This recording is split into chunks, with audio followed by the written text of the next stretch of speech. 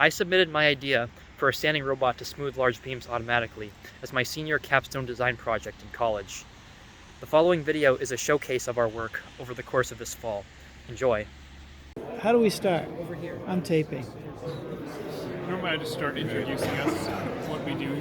Okay. What is your... Are you recording right I am. now? Okay. So hi, we're the Sandtronix group. I'm Arya, the team lead. I'm Oscar, I'm the design lead. I'm Omar, the fabrication lead. I'm Sunam, the evaluation lead. I'm Charles, the analysis lead. So the Sandtronix is a student-submitted project from a design lead and customer, Oscar Hennen. So what is the Sandtronix?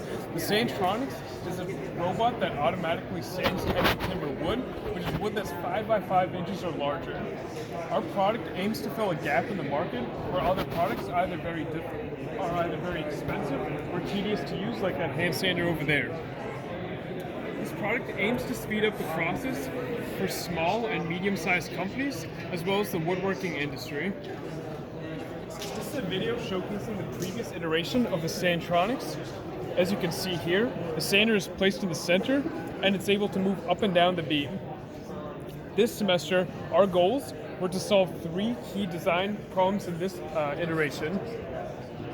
One of these was that the sander didn't actually reach the edge of the beam. Another was that this distance sensor occasionally misfired. This led to edge detection mechanism being a little inaccurate. The other is that we want to reduce the weight from 40 pounds. To accomplish this, we use both the external arm, as you can see here, as well as the control systems to go along with it, and the base. So what exactly is in the scope for a project? That would be this gear and everything above it. So the control systems along with the robotic arm. And what's not in the scope of this project would be this base right here. Basically, as Arya mentioned previously, we had the requirements for our design, and then we had the metrics that we used to meet those requirements. Our first idea that we went with was taking the previous prototype that we already had and attaching a counterweight system to it so that basically the sander could get to the edge of the beam by hanging the front roller off the edge, and the weight would swing back and forth depending on which side it was sanding. The problem with this is that while it was a clever use of previous resources, it was a bit of a crude mechanism, and it would be hard to ensure repeatable results, and it also would be hard to ensure the sanding robot didn't go tumbling off the edge of the beam. So the design we ended up going with was having the sander mounted on the end of a long arm, as you can see here, and this prototype has 3 main parts. It's basically the arm, the base, which is outside the scope of this project, and the controls box, which contains the PLC and the sensor connections, as well as the power converters and various things. The sensor we went with was a capacitive distance sensor. We went with that over the time of flight laser distance sensors of the previous model because those were unreliable, and this one was more cost effective for our use case, and it's made for industrial settings. So this is a 3-axis machine. First axis is the raising and lowering of this arm.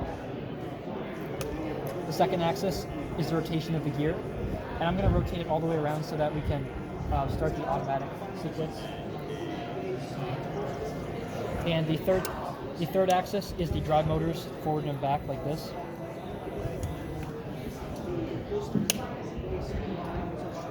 So now I'm going to start the automatic sequence.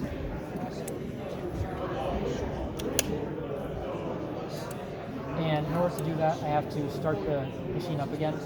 Now when I press this green button, it raises the arm and homes the rotation sequence, and then it lowers the sander to the beam and starts driving forward. The drive motors are set to about 700 pulses per second on the stepper motors. This leads to a relatively fast but still nice and smooth process. In reality, it might be 1/3 or 1/5 of the actual speed that you're seeing right now for actually sanding a beam. Once the capacitive distance sensor sees the end of the beam, it starts a timer so that the sander can reach the edge, and then it rotates the whole arm assembly after raising the sander up. How the capacitive distance sensor works, as you can see, there is a light that turns on when I put my hand over it.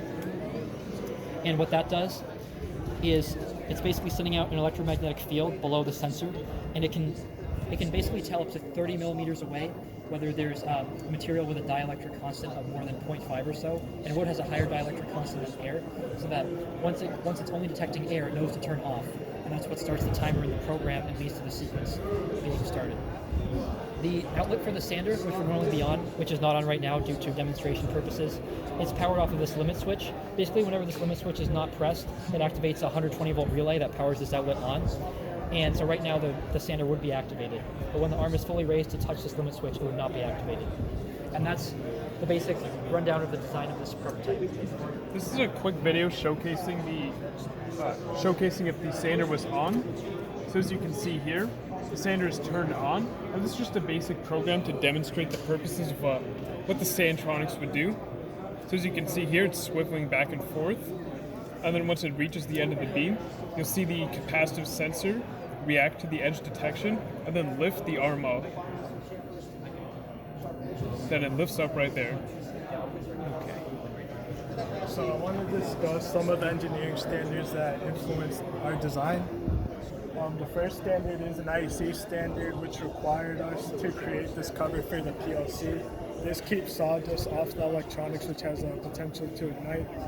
The next standard we had to abide by was the OSHA standard, which pretty much required that our prototype work with lockout and tagout covers that are currently on the market, which is why we use this plug here on the base. And the final standard that we had to abide by was an ISO standard that pretty much discusses hazards during operation, which as a result we implemented an emergency stop switch on the top of the PLC cover that could be turned, that could be like pressed if anything ever goes wrong during the sampling process. Okay. As for the engineering analysis, there are three main sections. There's stress analysis on each of the individual pieces, there's torque analysis on the motors, and there's some basic statics influencing the counterweight design. For the stress analysis, all of these individual pieces were analyzed with hand calculations, doing strength of materials, stress analysis, especially the ABS plastic parts, which were deemed most likely to fail, as they were relatively low infill. We were trying to keep it light. Another aspect of the analysis is the torque of the motors. The lift motor needs to be able to raise the arm. It needs to be able to produce enough torque to twist the lead screw and provide that force to lift the arm. More of an issue is the rotation gear here. When the machine is actually sanding, the sander is in contact with the beam and it generates a lot of friction between the beam, and so it needs to be able to swivel back and forth. So we needed to make sure we had a powerful enough motor to be able to do that with a reasonable amount of downforce. Another aspect of the analysis was the design of this counterweight right here. It sticks out a little bit because the idea is it needs to balance out the weight of the arm while the arm is rotating around. While it's rotating around, it's unsupported like it is right now. And in certain cases, when the beam is very thin, this would cause it to topple over without some kind of counterweight. So this was part of the analysis designing this. I just want to talk about the fabrication of our prototype. As you can see here, these arm linkages, these were made out of aluminum bars which were machined on a 2-axis CNC mill. This arm base and this PLC mount, these were made out of steel sheets which were water jetted. Then they were bent and welded to achieve the desired shape. As for all these plastic components you see on the prototype, all the white components were 3D printed with ABS plastic, and all the black components such as this mount were 3D printed using PLA.